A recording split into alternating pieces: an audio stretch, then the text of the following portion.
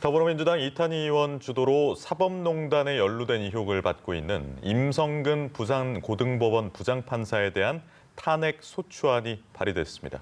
모레 본회의에서 표결 절차가 이뤄질 전망인데 국민의힘은 김명수 대법원장 탄핵 추진으로 맞불을 놨습니다. 이준음 기자입니다. 탄핵 소추안 발의자로 이름을 올린 건 모두 161명입니다.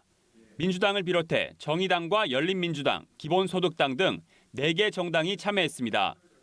임성근 부장판사는 박근혜 전 대통령의 세월호 참사 당일 7시간 의혹을 다룬 칼럼을 썼다가 명예훼손 혐의로 기소된 일본 언론인 재판에 개입한 혐의를 받고 있습니다.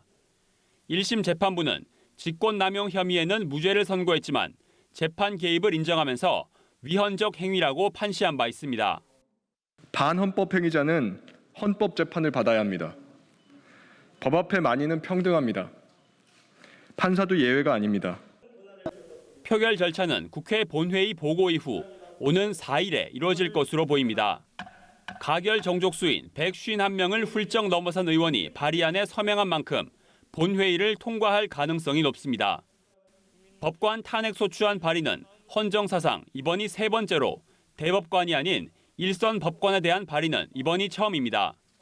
가결되면 사상 첫 법관 탄핵안 국회 통과입니다. 국회를 통과한 탄핵안은 헌법재판소에서 최종 심판을 받게 됩니다. 국민의힘은 국회에서 가결되더라도 헌재에서 각하 결정을 받을 가능성이 큰 부관참시형 탄핵을 밀어붙이는 이유가 뻔하다며 사법부 장악 시도라고 비판했습니다. 그러면서 사법부의 독립성을 훼손했다며 김명수 대법원장 탄핵 추진으로 맞불을 놨습니다. 대법원의 인사권 남용과 코드 인사는 이 정권이 적폐로 몰았던 정권의 폐악을 이미 넘어선 상태입니다.